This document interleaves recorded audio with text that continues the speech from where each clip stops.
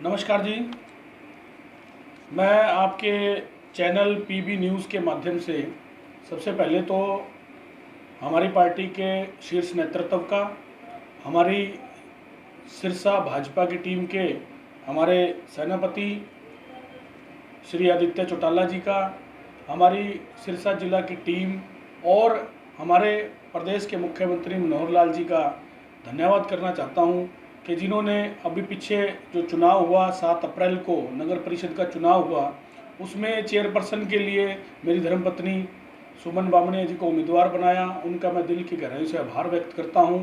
और उसके साथ जिन पार्षदों ने, हमारे भारतीय जनता पार्टी के पार्षद और जिन्होंने हमारा सहयोग किया, उन सब का भी मैं दिल की गहराइयों से आभार व्यक्त करता हूं और बहुत बहुत धन्यवाद व्यक्त करता हूं कि उन्होंने हमारा वहां पर इलेक्शन के अंदर हमारा सहयोग किया और सिरसा के लिए, सिरसा के विकास के लिए एक बहुत बड़ा प्रयास किया। आपके चैनल के माध्यम से आज मैं आपके सामने इसलिए पेश हुआ हूं कि कांडा साहब जो हमारे सिरसा के विधायक हैं और बड़े ही नामी गिरामी विधायकों में इनकी गिनती होती है। मैं आपको बताना चाहता हूं कि जो कांडा है, कांडा बंधु हैं, हमारे विधायक हैं गोपाल कांडा जी और उनके प्रिय अनुज, जो अपने आप को सिरसा का सेवक मानते हैं और एक बहुत बड़े स्थान का सेवक मानते हैं, वो बहुत बड़े संतों का स्थान है, उसका अपने आप को सेवक मानते हैं।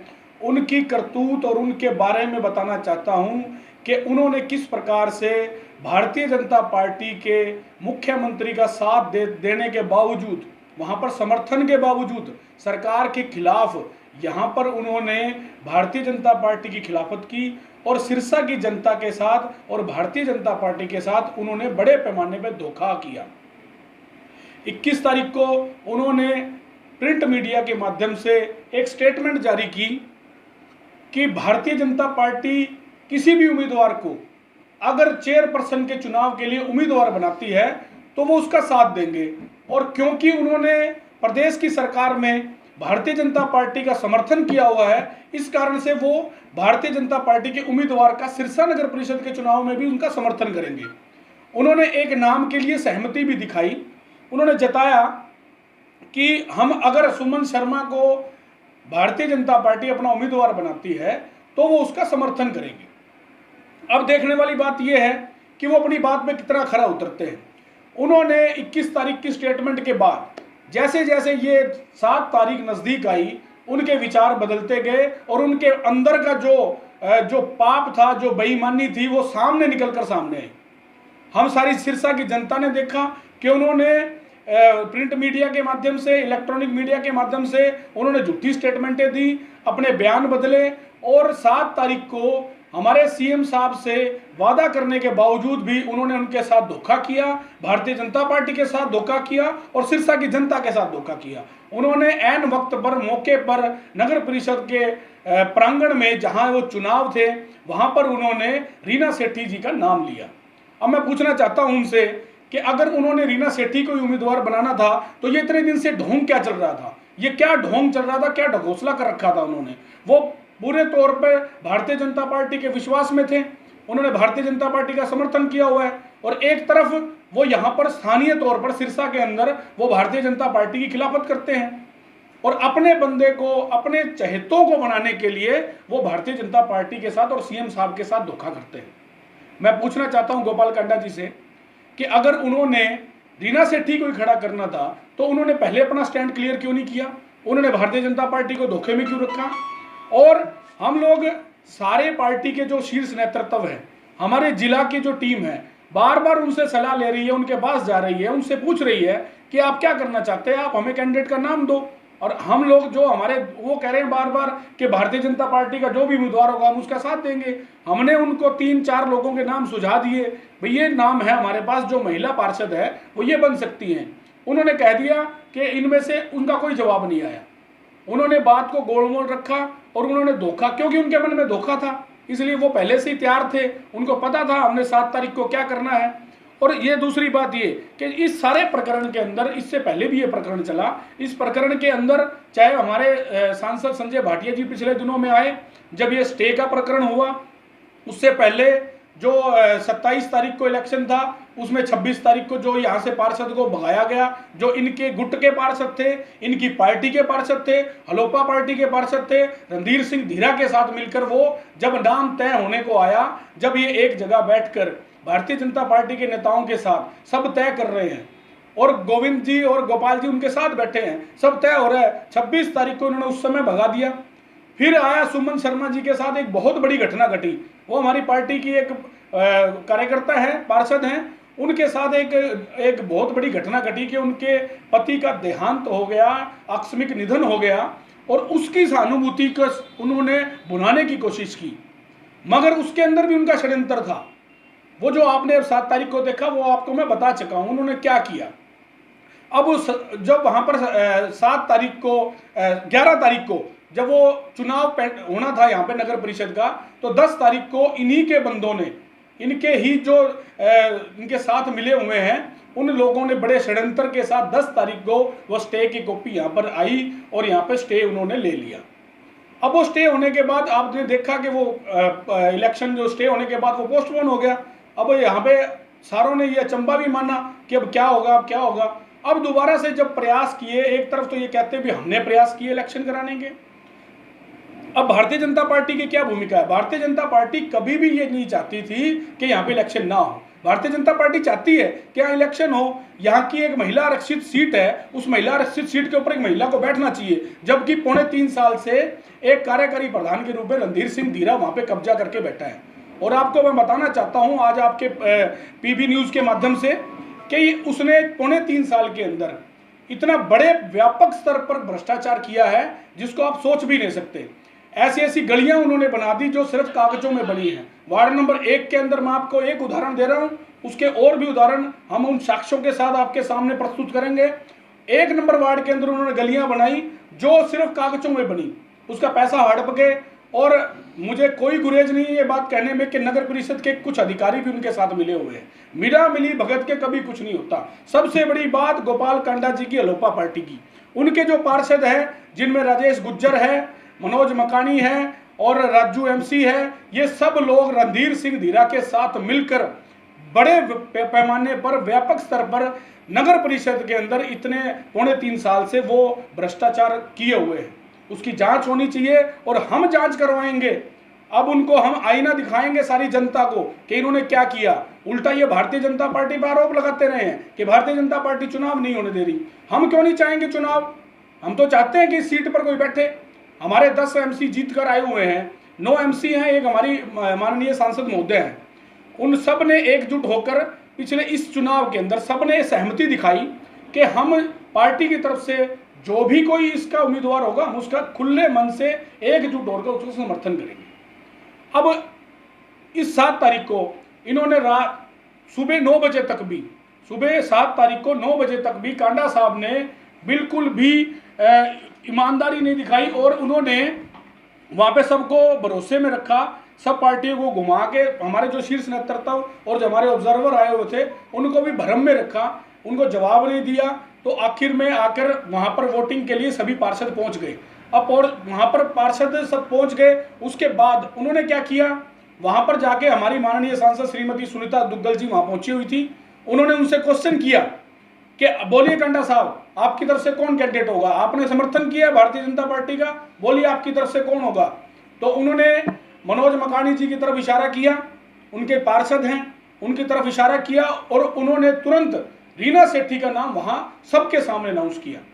रीना सेठी का नाम अनाउंस होने के बाद बड़ी दुर्भाग्य की बात है और बड़ी संवेदनशील बात है कि वहां पर बैठी सामने हमारी पार्षद सुमन शर्मा जी, उन्होंने वहां पर कांडा साहब को बहुत खरी खरी सुनाई कि आपने कांडा साहब रीना सेठी का नाम लेना था तो आपने मेरे नाम की घोषणा क्यों की, आपने मेरे साथ जो घटना घटी, दुर्भाग्यपूर्ण घटना घटी, इससे बड़ी घटना नहीं हो सकती मेरे जीवन की, और आपने उसका मजाक बनाया, पूरे सिरसा के अंदर मेरा मजाक बनाया।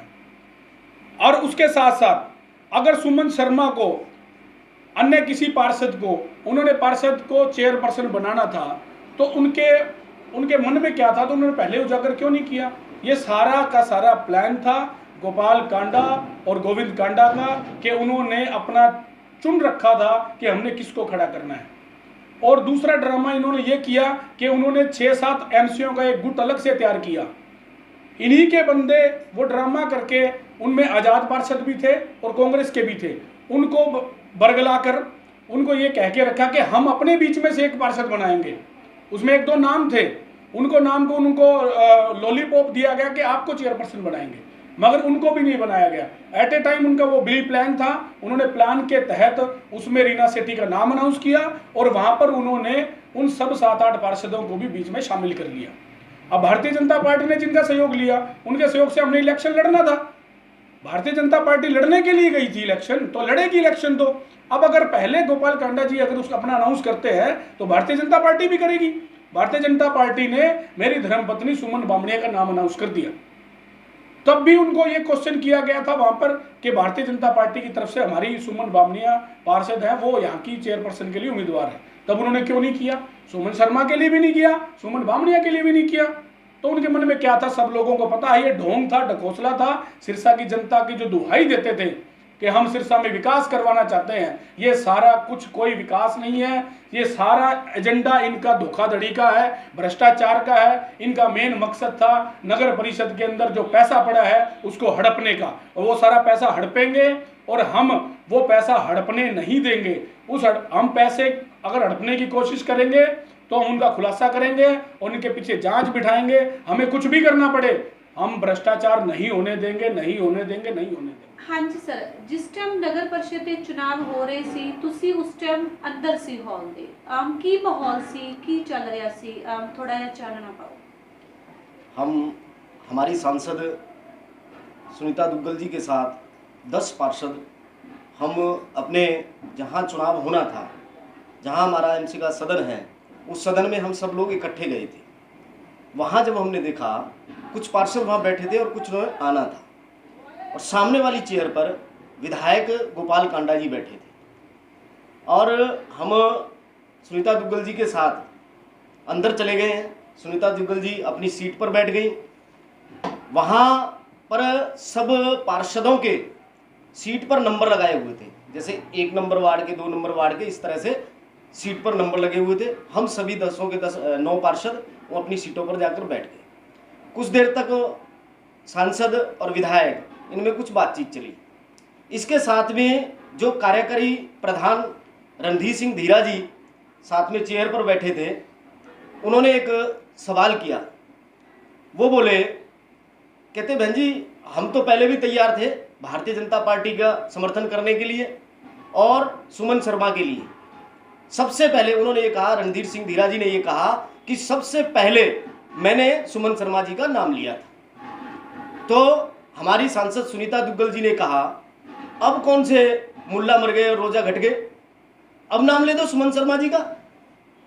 फिर विधायक जी की तरफ इशारा किया, क्यों जी विधायक जी, आपने तो अखबारों में और जितने भी मीडिया हैं सब में आपने ये बात कही है, तो सुमन शर्मा जी का नाम ले दीजिएगा। और धीरा की तरफ इशारा करते हुए कहा, धीरा जी आप नाम लिवाइए, आपने पहले लिया है, आप समर्थन कर रहे हैं, तो सुमन शर्मा जी चेयरपर्सन बन जाएंगी। इतने में विधायक गोपाल कांडा जी ने अपनी चेयर को घुमाते हुए और वो हंसने लग गए। इसके जवाब में जो हमारी पार्षद हैं सुमन शर्मा जी, जो वार्ड नंबर 5 से पार्षद हैं, उन्होंने कहा कि मेरे जीवन के अंदर इससे बड़ा दुख नहीं आ सकता। जिस महिला का पति उसे छोड़कर चला गया, स्वर्गवास हो गया, ऐसी महिला का आप मजाक बना रहे हैं। यह बात सुमन शर्मा जी ने विधायक जी को कहा। फिर इतना कहने के बाद में सुनीता दुग्गल जी ने कहा, विधायक जी आप अपने चेयरपर्सन का नाम रखिए। उन्होंने एक पार्षद हैं मनोज मकानी जी, उसकी तरफ इशारा किया। वो उठे, उन्होंने रीना सेठी जी का नाम लिया। रीना सेठी जी इतने तक अपनी सीट पर बैठी रहीं। फिर विधायक जी ने कहा कि हमारी कैंडिडेट जो है रीना सेठी है। जब उन्होंने रीना सेठी का नाम अनाउंस किया, उसके बाद में हमारे सांसद सुनीता दुग्गल जी ने कहा अभी हमारी कैंडिडेट रहेंगी सुमन लता बामणिया जी। यह सारा प्रकरण वहां चला। गोविंद कांडा जी ये कह रहे हैं कि अंदर हमने तो सुमन शर्मा जी का नाम रखा था। मैं ये कहना चाहता हूं वो भी बाल बच्चे वाले हैं। वैसे तो कसम का विषय ही नहीं रहता, क्योंकि वहां हॉल की एक एक पल पल की रिकॉर्डिंग है। उसके माध्यम से आप जान सकते हैं किसने नाम रखा, किसने नहीं रखा, किसने भारतीय जनता पार्टी के साथ धोखा किया, धोखेबाज कौन लोग हैं, कौन लोग सरकार का नाजायज फायदा उठा रहे हैं, ये सब आपको पता लग जाएगा। गोपाल कांडा जी दोहरी नीति के माध्यम से, इस चुनाव के माध्यम से इनका जो दोहरा चेहरा है वह सिरसा की जनता के सामने आ गया है, और इसका जवाब आने वाले जो नगर परिषद के चुनाव हैं उसमें सिरसा की जनता अवश्य देगी, अवश्य देगी। और इन भ्रष्टाचारी झूठे लोगों को, दोहरे चेहरे वालों को, मुखौटा पहनने वालों को, इन लोगों की निश्चित तौर पे अगले चुनाव में हार होगी, हार होगी, हार होगी।